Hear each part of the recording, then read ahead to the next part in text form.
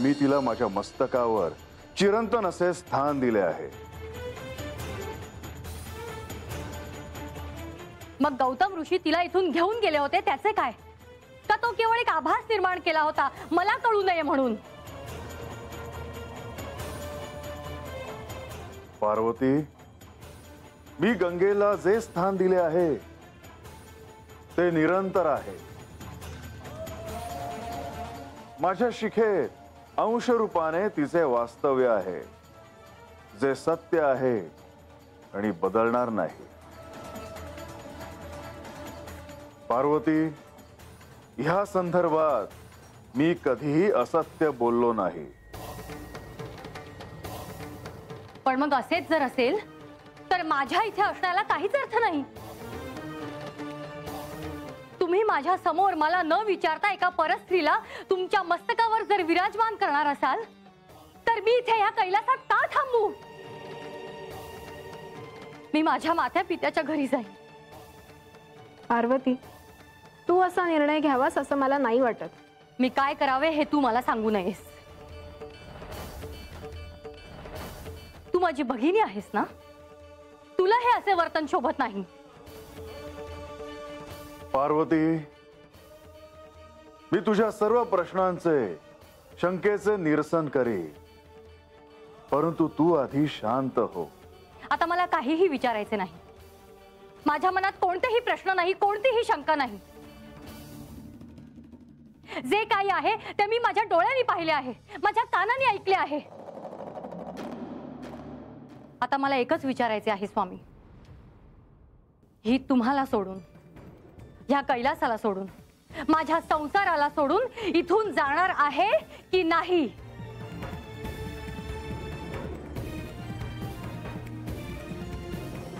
पार्वती, मी हे स्थान माझ्या उपासनेतून आणि प्रेमातून मिळवले आहे। तू ते मला का सोडायला लावते आहेस? मी तुझ्या संसारात हस्तक्षेप नाही करणार। मी तुला तो करूही देणार नाही।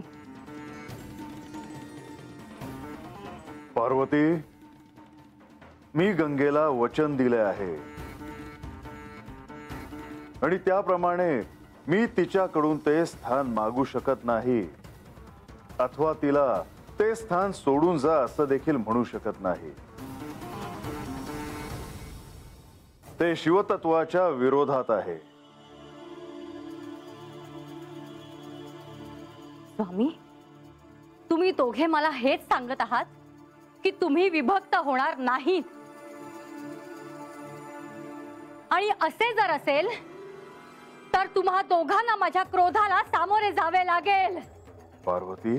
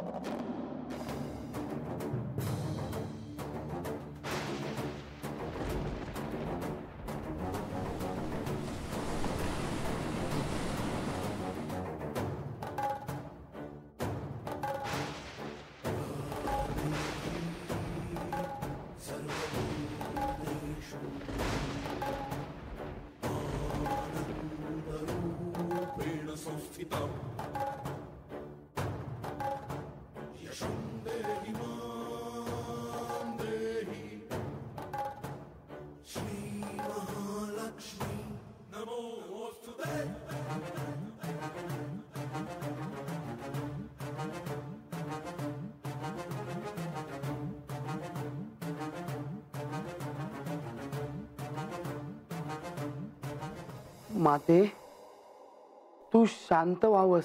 माते, अशी क्रोधित होऊ नकोस।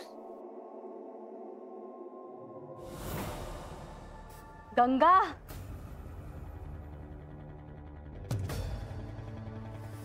तू माझ्या अनुमतीशिवाय माझ्या संसारात आलीस। एवढेच नव्हे तर तू माझ्या पतीवर प्रेम करतेस, माझ्या नकळत लपून तू त्यांना भेटतेस। कोणत्याही पत्नीला हे सहन होणार नाही। तू हे स्थान अधर्माने मिळवलेले आहेस।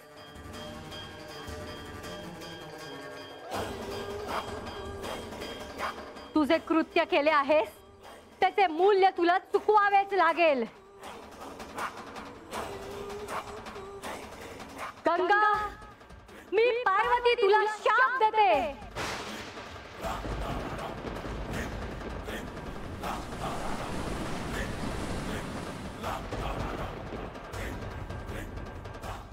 की तू आज जितकी पवित्र आहेस तितकीच कलियुगात मलिन होशील.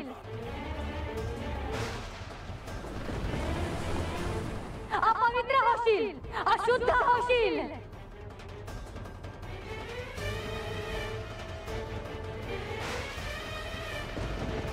तुला स्पर्श करायला लोक धजावणार नाहीत.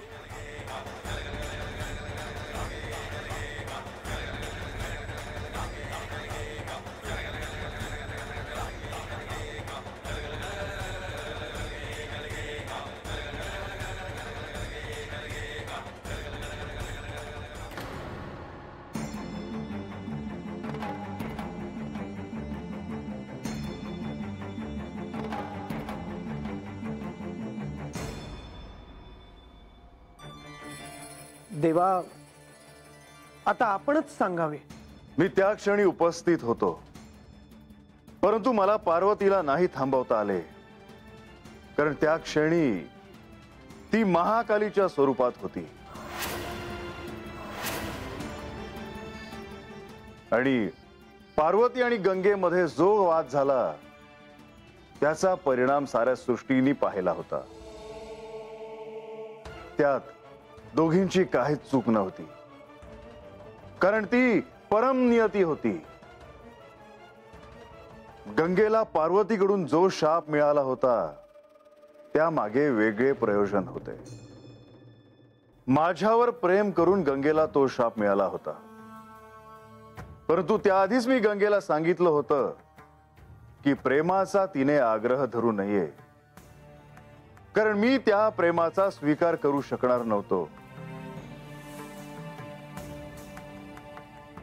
कारण पार्वतीला मी माझी अर्धांगिनी मानली होती.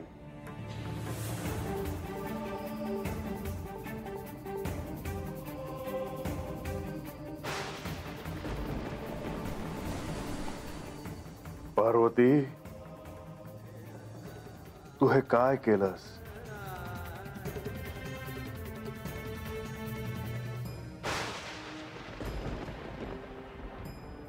माते, शांत हो. माते, तू तुझ्या मूळ स्वरूपात ये. शांत हो.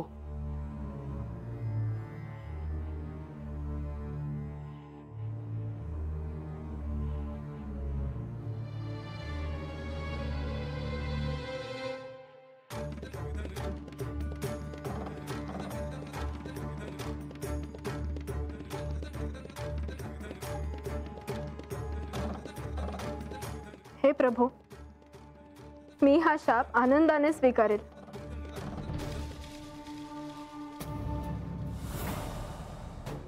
तुमच्या सानिध्यात राहण्यासाठी मला जे मूल्य चुकवावे लागणार आहे त्यासाठी मी तयार आहे. कलियुगापर्यंत मी माझे दायित्व पार पाडेल, आणि त्यानंतर जरी मी अपवित्र झाले तरी तुमच्या कृपेने मी पुन्हा पवित्र होईन, पुन्हा शुद्ध होईन, यावर माझी श्रद्धा आहे.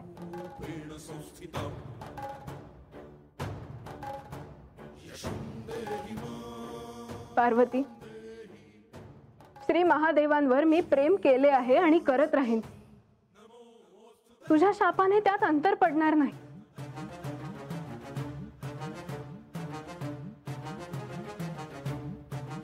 कारण श्री महादेवांवर मी प्रेम केले आहे आणि ते शुद्ध आहे.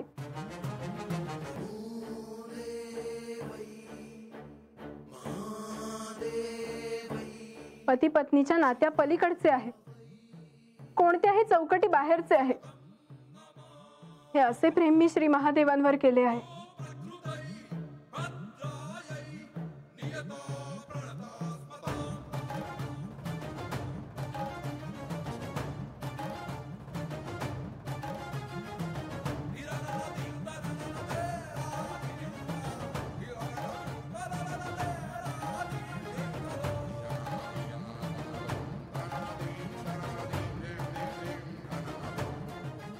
गंगा, काय झालं हे?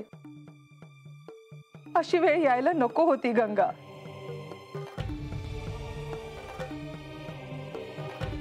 मी तुला सांगितले होते, श्री महादेवांवर प्रेम करू नकोस. त्यांना प्राप्त करण्याचा आग्रह धरू नकोस. परंतु तू माझे ऐकले नाहीस. आते, जे घडायचे होते ते घडून गेले.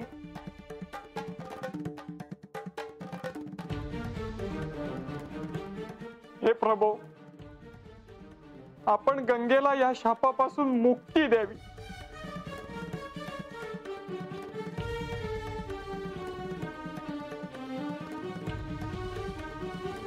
जरी गंगा अपवित्र झाली असली तरीही तिला शुद्ध करण्यासाठी मनुष्य कठोर परिश्रम करते.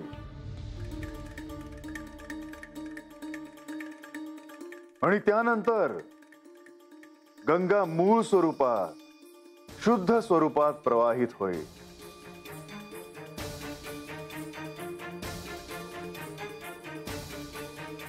गंगेने मनुष्यावर जे ऋण केले आहे ते फेडण्यासाठी मनुष्यच पुढे येईल.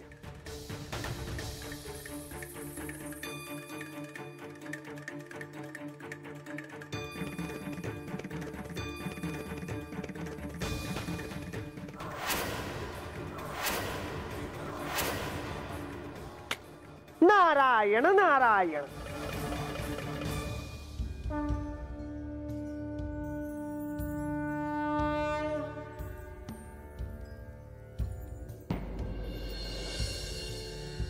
देवा, सूर्यास्त झाला. आख्यान समाप्तीची अनुमती द्यावी.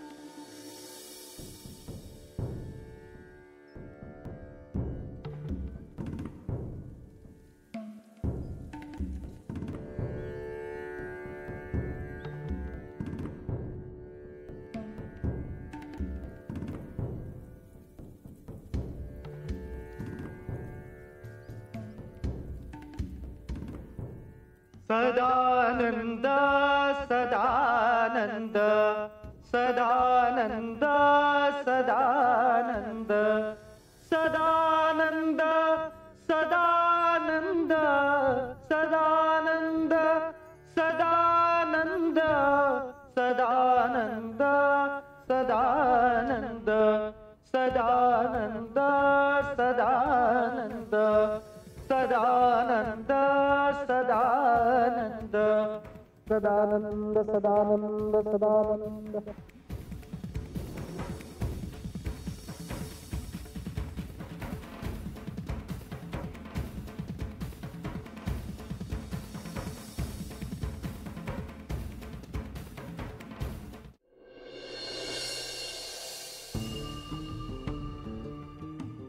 गंगा, मी पार्वती तुला शाप देते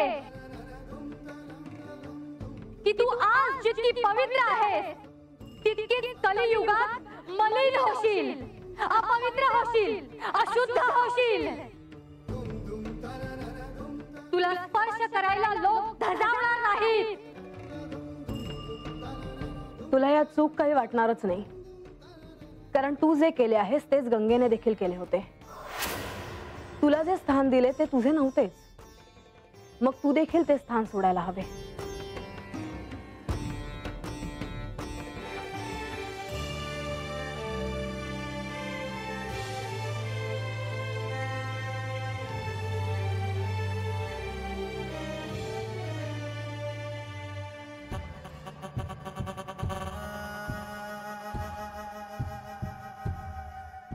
तुमच्याशी बोलायचं होतं म्हणून आले होते. आख्यानात जे काही घडलं त्याबद्दल बोलायचं आहे. तुझ्या मनात जे जे आहे ते मोकळेपणाने बोल, कारण जर तू ते मनात ठेवलंस तर त्याचा तुलाच अधिक त्रास होईल. खरं तर पार्वती देवी असं काही करतील असं मला वाटलं नव्हतं, पण त्यांना काय वाटत असेल हे मला जाणवतंय. आजच्या आख्यानातून ते सर्वांनाच कळलं आहे.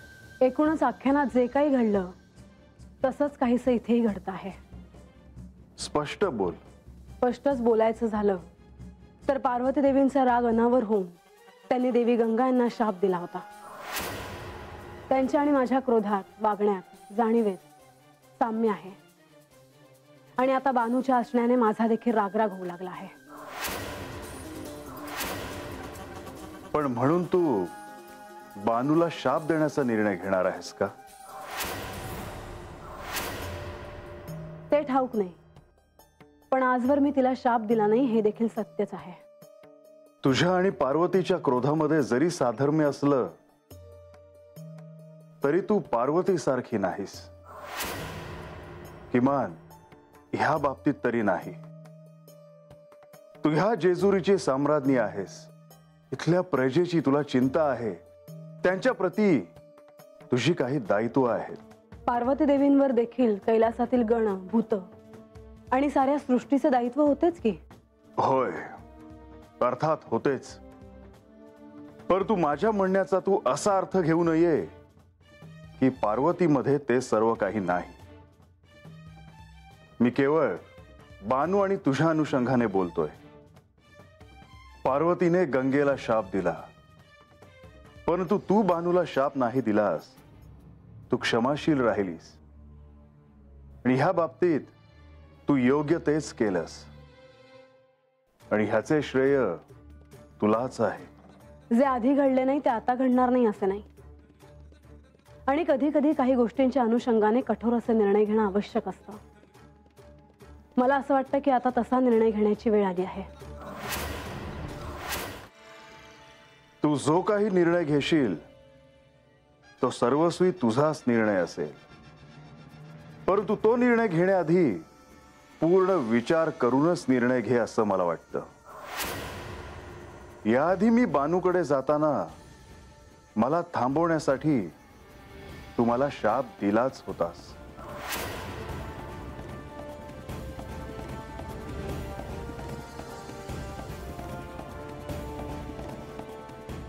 तू दिलेल्या शापामुळे मी 12 वर्ष वृद्ध होऊन बानूच्या वस्तीवर तिच्या घरात राहिलो.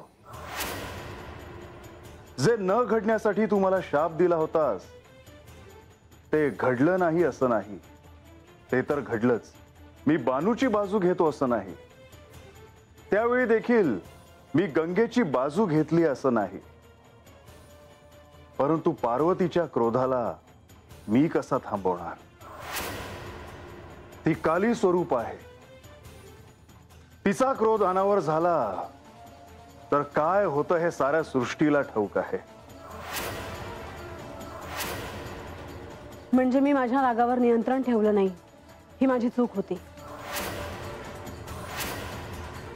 नाही, मी असं नाही म्हणणार. मी आधी म्हटलं आहे की तू जे काही केलं आहेस त्याचे श्रेय तुला आहे. आता हे सारं मला असह्य होऊ लागलं आहे. मी काय निर्णय घेईन हे मला ठाऊक नाही.